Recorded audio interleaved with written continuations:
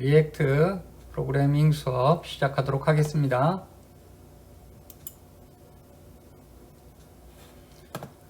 첫 번째 예제입니다. JSX 파일에 HTML을 바로 적용을 해본 가장 기본적인 예제입니다. 리액트 컴포넌트를 만들어야 되기 때문에 이와 같이 리액트를 임포트를 해주고요. 그 다음에 여기서 이제 앱 컴포넌트를 만들고 있습니다. 이 앱 컴포넌트를 만드는 방법은 앞에 펑션 써주고 그냥 함수 선언하듯이 쓰시면 됩니다. 여러 가지 방법이 있습니다. 컴포넌트를 정의하는 방법, 뒤에서 또 다른 형태의 컴포넌트 정의 방법도 이야기할 겁니다. 가장 간단하게는 이렇게 펑션하고 함수 선언하듯이 만들어 주시면 됩니다. 그리고 그 안에 리턴 문이 있습니다. 이 리턴 문을 통해서 이 컴포넌트를 렌더링하는, 어떻게 렌더링할 건지 자세하게 이 리턴 문 안에 써주시면 됩니다. 이 리턴 문 안에는 다음과 같이 이제 HTML 코드를 써줄 수도 있고요. 그리고 또 다른 컴포넌트를 이제 HTML 태그처럼 활용할 수도 있습니다. 여기서는 다른 컴포넌트, 다른 리액트 컴포넌트는 이용하지 않고 그냥 HTML 태그들만 이용하고 있습니다. div 태그로 묶어주고 있고요. 그 다음에 h1 태그로 start react 200 써주고, 그다음 p 태그로 HTML 적용하기 이렇게 써주고 있습니다. 이렇게 하고 나서 그 다음에 export default app 이렇게 해줬습니다. 이 만들어진 컴포넌트를 외부에서 사용하도록 익스포트를 해주는 겁니다. 사용할 필요가 없으면 익스포트 할 필요 없겠지만 사용하지 않을 컴포넌트를 굳이 만들 이유는 없겠죠. 그래서 컴포넌트는 만들어지면 언제나 익스포트를 한다, 이렇게 생각을 하시면 될 것 같습니다. 여기에서는 보면 전부 다 HTML, 여러분들이 보시면 다 이해 가능한 것밖에 없죠. 그리고 이제 여기 그 리턴문 안에 써주는 이 코드들은 가장 밖에 하나의 태그로 이렇게 감싸줘야 됩니다. 시작 태그와 끝 태그가 딱 하나씩만 있어야 돼요. 두 번 나타나면 안 됩니다. 그러니까 예를 들어서 div 또 닫고 또 div 이렇게 하면 안 돼요. 그럴 것 같으면 제일 바깥에 div로 한 번 더 묶어주든지 뭐 이렇게 해줘야 돼요. 지금 여기는 이제 스타일이 적용되지 않는 형태입니다. 그냥 HTML, 기본 HTML 코드죠. 여러분들이 보면 충분히 이해 가능한. 그래서 이거를 우리가 웹브라우저에서 열어보면 다음과 같은 모양이 됩니다. 이렇게만 그 JSX 파일 이렇게 만들었다고만 해서 바로 이렇게 나오는 게 아니라 사실은 이 app.js 앱 컴포넌트를 index.js에서 가져다가 이제 그 렌더링을 해주기 때문에 이게 가능한 겁니다. 그래서 여기에 start react 200 HTML 적용하기 그대로 눈에 보이는 대로 나타나고 있죠.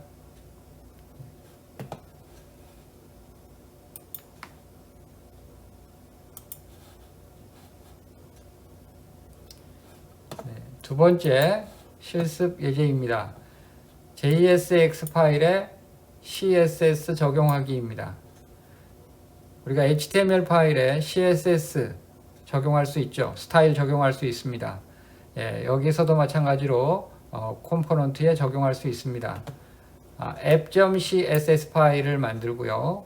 이 app.css 파일에 다음과 같이 써줄 수 있습니다. 이거는 div element에는 백그라운드 컬러를 이런 식으로, 이런 색으로, 컬러는 텍스트 컬러입니다. 이렇게, 그다음 패딩은 이렇게, 폰트는 고딕, 그 다음에 텍스트의 정렬 방식은 가운데 정렬. div 엘리먼트 안에 있는 내용들은 이렇게 스타일을 만들라는 뜻이죠. 그 다음에 H1 태그일 경우에는 텍스트 컬러를 화이트로 하고, 그 다음에 백그라운드 컬러는 이걸로 하고, 패딩은 이걸로 하고, 폰트는 이렇게 하고. 자, 컬러는 이렇게 RGB 이렇게 써줘도 되고요. 그 다음에 샵 하고 나서 써주셔도 돼요. 알다시피 여러분들이 샵 하고 나서 쓰는 건 두 개 이렇게 나뉘죠. 예, 앞에 두 개는 R, 두 번째 G, 그 다음에 마지막 두 개는 B, 이런 식으로. 예.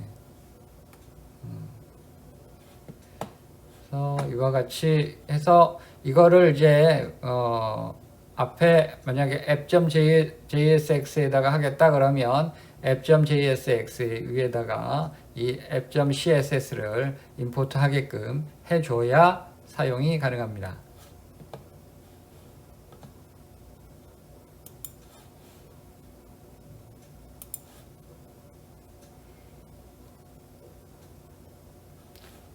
이와 같이입니다. 여기 보면 import 해서 app.css를 app.jsx 예, 여기 JS라고 썼네요. JSX 예, 뭐 어떤 걸 써줘도 상관없습니다.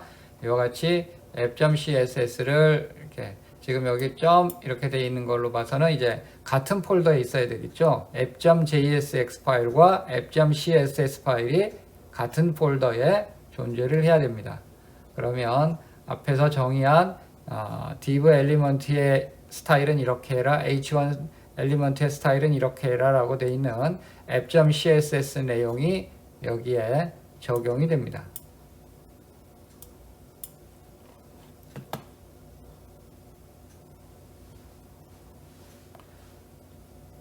만약에 이 두 파일을 같은 폴더에 놓지 않는다면 여기 앞에 다음과 같이 이렇게 상대 경로를 정확하게 써줘야 되겠죠. 만약 이와 같이 써준다면 app.css 파일은 app.jsx와 같은 위치, 같은 폴더에 있는 것이 아니라 한 단계 위에 있는 상위 폴더에 app.css가 존재한다라는 뜻이 되겠죠. 그래서 적용을 하고 나면 다음과 같이 스타트 리액트 200이 이렇게 좀 다른 형태로 나오고 있죠. 그 다음에 CSS 적용하기도 이렇게 나오고 있고요. 그러니까 전체적으로 div 스타일로 적용하고 있고, 그 다음에 이 안에 있는 H1만 따로 한 번 더 스타일이 바뀌고 있다는 걸 알 수 있습니다.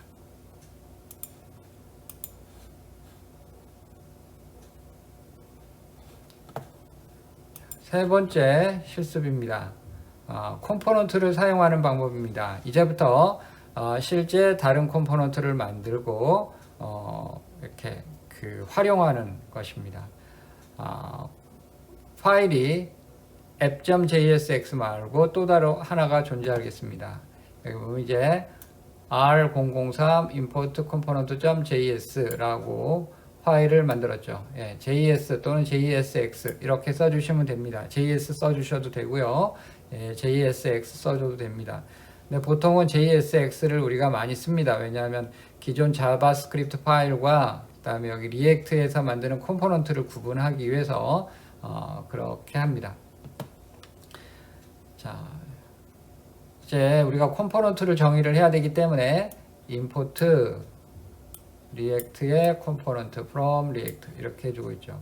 자, 이렇게 정의를 해서 하게 되면 우리가 클래스 컴포넌트라는 컴포넌트를 정의할 수 있습니다. 앞에서는 펑션이라는 말을 써줘서 펑션 형태로 컴포넌트를 정의했습니다. 앱 컴포넌트를. 자, 여기서는 보면 클래스로 컴포넌트를 정의했습니다. 어떻게 해든 상관은 없어요. 예, 근데 이제 약간의 기능적인 차이가 있긴 있지만 일단 그거는 뒤에 가서 자세하게 살펴보기로 하고, 이제 여기서는 이제 차이가 없다 이렇게 생각을 하셔도 될 것 같습니다. 클래스라는 말 써주고요. 그 다음에 컴포넌트 이름을 써줍니다. 그리고 뒤에 extends 컴포넌트. 자, 우리가 리액트에서 정의된 컴포넌트라는 그 라이브러리를, 그 클래스를 확장시켜서 이걸 만드는 거예요. 그러면 R3 import 컴포넌트가 이제 만들어지는데 그 안에서 역시 마찬가지로 렌더라는 함수를 정의합니다. 자, 아까 그 펑션에서는 보면 펑션하고 그 밑에서 그냥 리턴만 해주면 됐죠. 여기서는 이제 렌더라는 함수를 정의를 해야 돼요. 이 클래스 안에. 그래서 렌더 함수를 정의합니다. 그리고 그 렌더 함수 안에 리턴문을 써줍니다. 자, 두 개의 컴포넌트의 차이 정의할 때 펑션 컴포넌트일 때는 함수형 컴포넌트일 경우에는 펑션 써주고 그냥 리턴 그리고 그 안에 HTML 코드 또는 거기에 이제 다른 컴포넌트를 이용하는 코드를 써주면 됐고, 근데 만약에 클래스형 컴포넌트일 경우에는 클래스 안에 렌더 함수를 정의하고 렌더 함수 안에 리턴문이 존재한다. 이 리턴문은 펑션 그 함수형 컴포넌트에서 사용한 리턴문과 같다고 보시면 됩니다. 그래서 여기서는 h2로 감싸서 이렇게 되어 있죠. 이거는 그냥 HTML 코드 그대로죠. 그리고 익스포트 하는 거는 똑같습니다. 정의된 컴포넌트를 다른 컴포넌트에서 이용하도록 이제 익스포트를 하고 있는 거죠. 이렇게 하고 나면 이제 R3 import 컴포넌트를 다른 컴포넌트에서 이용을 해야 되겠죠. 자, 이 이름을 기억하세요. R3 import 컴포넌트.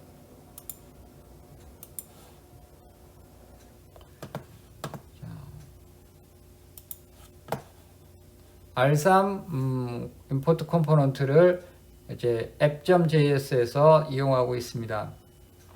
이용하기 위해서는 그 컴포넌트를 먼저 임포트를 해야 됩니다. R3 import 컴포넌트에서 임포트를 하는데 import 컴포넌트.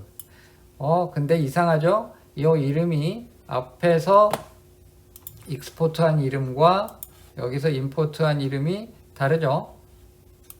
여기서는 익스포트를 R3 import 컴포넌트라고 했는데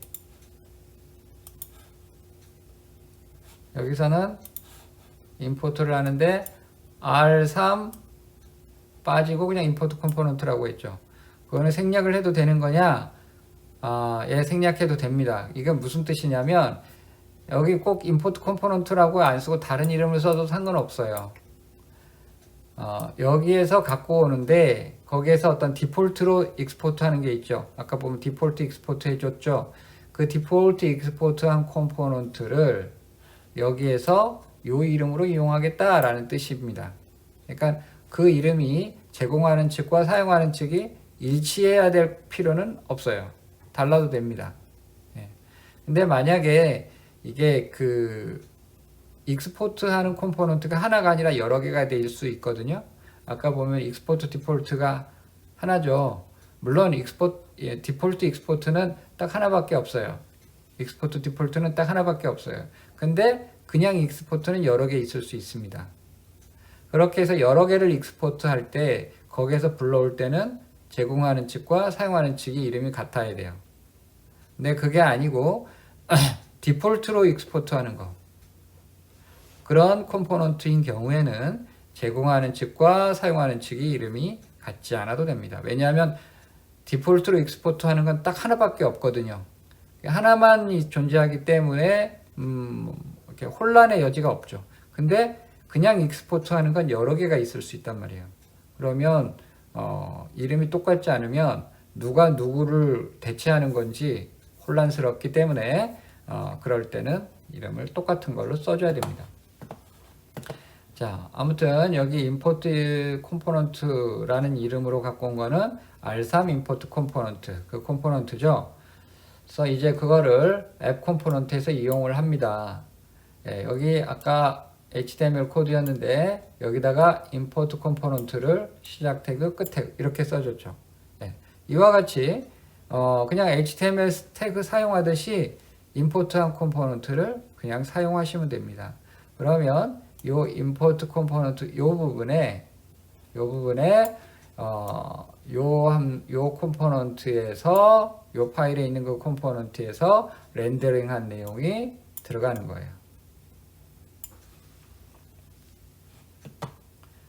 그래서 이제 여기에는 보면 앞에서 익스포트 아니 렌더링에 리턴문에 적어줬던 거 있죠. 리턴문에 적어줬던 게 뭐예요?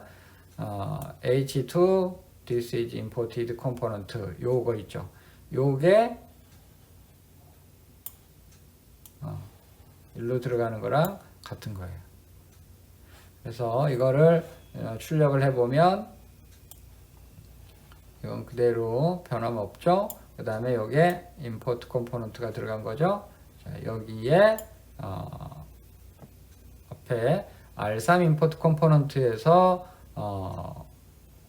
리턴 해준 그 내용이 여기 나오죠.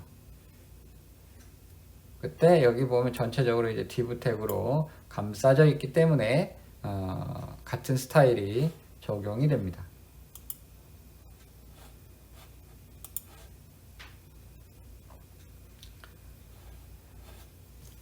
네 번째 실습입니다. 생명주기 함수 렌더를 사용하는 방법입니다.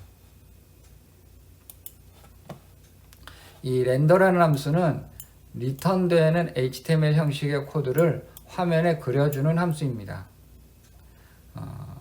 화면 내용이 변경되어야 될 시점에는 자동으로 호출이 됩니다. 그러니까 처음에 컴포넌트가 로드가 됐어요. 그래서 렌더링이 되면 이게 호출이 되고요. 만약에 관련된 어떤 값이 바뀌거나 그러면 리렌더링이라고 해서 이 렌더 함수를 다시 자동으로 호출합니다. 이것을 우리가 직접 호출을 통해서 렌더 이렇게 해서 호출해서 구동시키는 함수가 아니라 얘는 자동으로 구동되는 함수입니다. 이건 R4 Life Cycle EX 클래스형 컴포넌트를 정의하고 있죠. 렌더에서 자, 이거는 그냥 콘솔 창에 찍는 거예요. 콘솔 창에 3 렌더 콜 그래서 return h2 this is render function 이렇게 해줬어요. 자, 이렇게 하고 요 컴포넌트를 이용을 하면 이 R3의 렌더 콜이 콘솔 창에 찍히고 그 다음에 웹브라우저에는 This is render function 이라는 텍스트가 H2로 출력이 되는 거죠.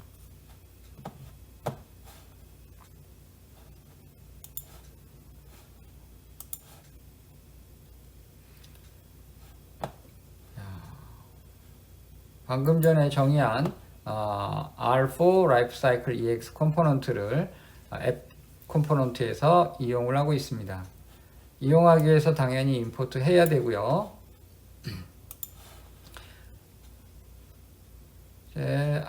Lifecycle EX라는 컴포넌트를 여기 리턴문 안에다가 같이 써줬습니다. 그러면 요 Lifecycle EX 그 컴포넌트에서 정의된 내용이 여기에 들어오게 되겠죠. 그래서 여기 보시면 얘를 렌더링 할 때 먼저 이제 얘가 렌더링이 되겠죠. 그러면서 스타트 리액트 200 그 다음에 CSS 적용하기 그 다음에 Lifecycle EX 이거를 여기 이제 렌더링을 해야 돼요. 이걸 갖고 와야 되겠죠.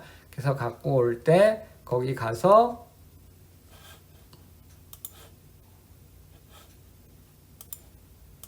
여기 와서 콘솔 창에 이거 찍고 그 다음에 이거를 갖고 가는 거죠.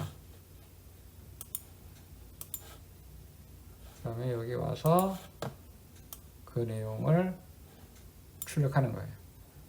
그래서 이거 같이 나오고 이거 나오기 전에 여기 보면 렌더 콜 3 렌더 콜 이게 콘솔 창에 이렇게 찍히는 거죠.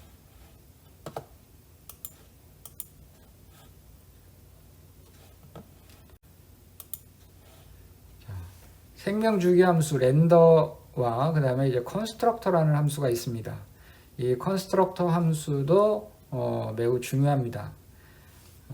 컨스트럭터 함수를 정의할 때는 괄호 안에 이제 props라는 걸 써주게 됩니다. 이 props는 프로퍼티라고 해서 이 컴포넌트를 이용하는 다른 컴포넌트가 어떤 값을 전달할 때 사용하는 것이 프로퍼티입니다. 그래서 정의한 방법을 한번 볼게요. RO 라이프 사이클 EX 네. 컴포넌트가 정의가 되고 있죠.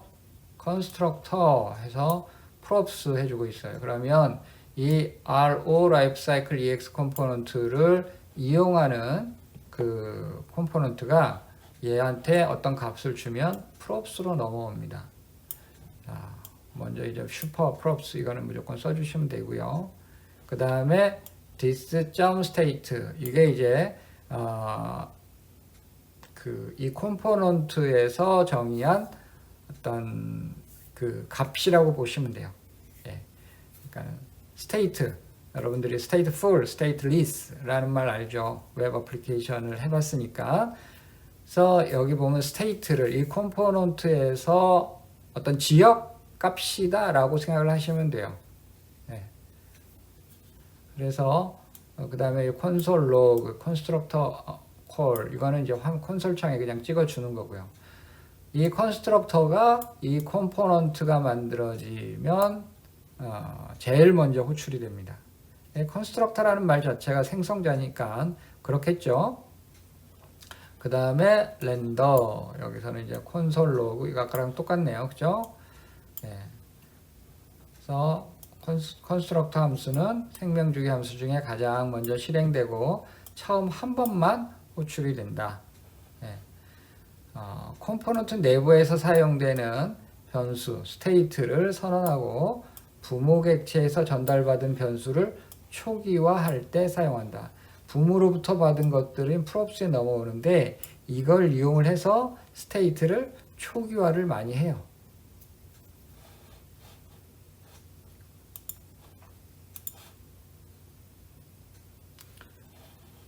자, 이거를 사용한 예입니다. 컨스트럭터를 사용한 예입니다. 여기 보면 function props, function app 이렇게 해서 여기에서 life cycle ex를 이용하고 있죠. 예. 이거는 앞에서랑 똑같고요. 여기 보면 life cycle ex 했어요. 그러면 이 부분이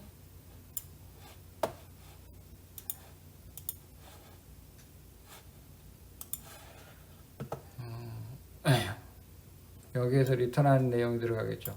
그래서 이 리턴하는 게 거기에 들어가기 이전에 먼저 뭘 하느냐? 컨스트럭터 이런 과정을 쭉 해요. 근데 이제 뭐 이걸 하고 있는지 안 하고 있는지 우리가 육안으로 확인할 수는 없으니까 지금은 하는데 여기 이제 콘솔 창에 이걸 찍어 보는 거죠. 그럼 여기가 지금 돌고 있구나라는 걸 알 수 있도록. 자, 여기 보면 1 컨스트럭터 콜이라고 했고 여기는 3 렌더 콜이라고 했죠. 그러면 1 컨스트럭터 콜이 먼저 찍히는지 3 렌더 콜이 먼저 찍히는지를 보면 되죠.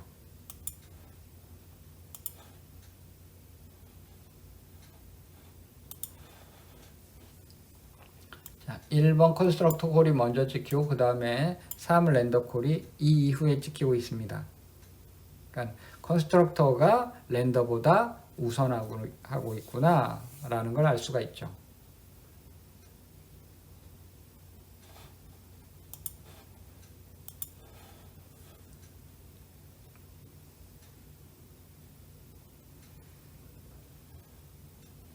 자, 그 다음에 여섯 번째 생명주기 함수 중에 get derived state from인데 form이라고 잘못 썼네요.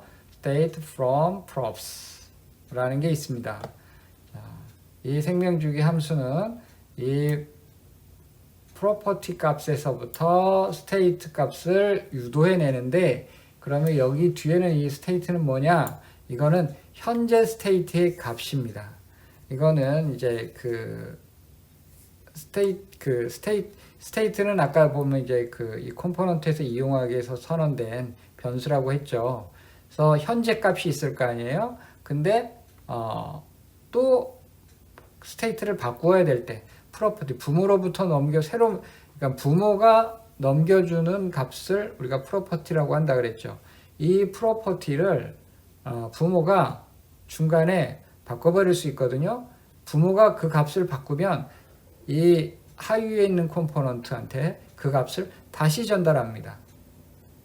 그러니까 한 번만 전달하는 것이 아니라, 그러니까 우리는 보통 그 함수 정의하고 이제 그럴 때 보면 A라는 함수가 B라는 함수를 호출할 때 값을 넘겨줬다. 그러면 한 번이잖아요.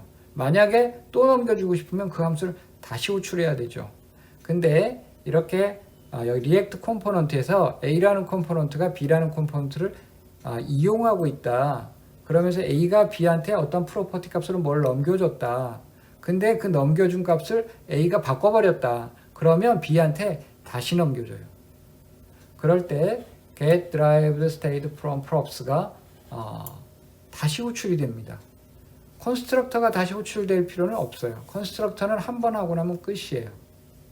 근데 get derived state from props는 또 호출이 될 수 있습니다. 그러면서 이 다시 넘어온 프로퍼티와 그리고 그때까지 계속 스테이트에 어떤 값이 쌓여 있겠죠. 그래서 이걸 바탕으로 해서 새로운 스테이트 값을 만들어낼 때 이 get derived state from props가 사용이 됩니다. 자, 이용한 예를 한번 볼게요. 라이프 사이클 EX라는 컴포넌트를 여기서부터 갖고 오고 있습니다. 그리고 앱 컴포넌트 정의하고 있는데 다 똑같은데 여기 보면 라이프 사이클 EX 하면서 prop value from app.js 이렇게 써주고 있죠. 그러면 요 값이 여기 프로퍼티 변수에 저장이 돼서 라이프 사이클 EX라는 컴포넌트한테 전달이 돼요. 그러면 라이프 사이클 EX 안에서는 props.propValue 이렇게 하면 이 내용을 볼 수가 있어요. 자, 그 다음 한번 볼게요.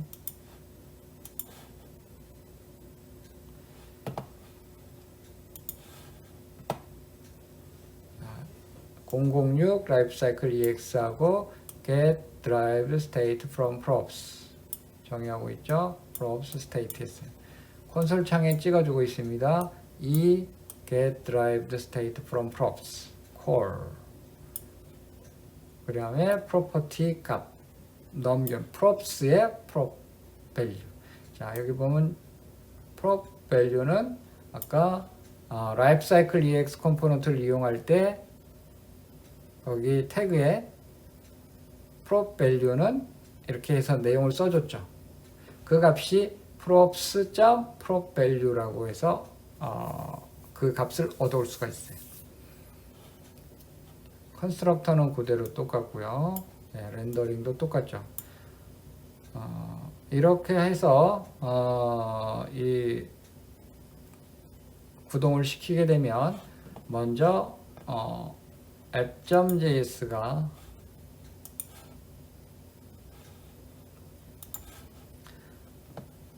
얘를 렌더링 시작하겠죠. 그래서 쭉 하다가 lifecycle ex 그러면서 prop value는 from app.js 이렇게 하니까 이 lifecycle ex는 여기 있는 거죠. 여기서 디폴트로 익스포트한 그 컴포넌트예요.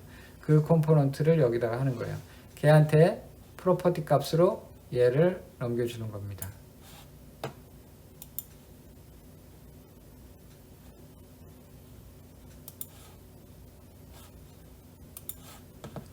그래서 여기 오면 제일 먼저 뭐부터 하냐면 컨스트럭터부터 해요. 얘는 언제나 제일 먼저예요. 이 props에는 아까 prop value가 넘어와 있습니다. from app.js라는 문자열 있죠. 그 문자열이 그 변수에 저장이 돼서 왔어요. 이거는 그냥 쭉 넘어가고요. 그 다음에 콘솔 창에 1 constructor call 출력해 줍니다. 그리고 나서 get derived state from props 이거를 수행해요. 그러면서 이거를 출력하고 여기서 그 밸류 값을 출력해 줍니다. 그 다음에 마지막으로 렌더링을 하는 거죠. 1번, 2번, 3번 이렇게.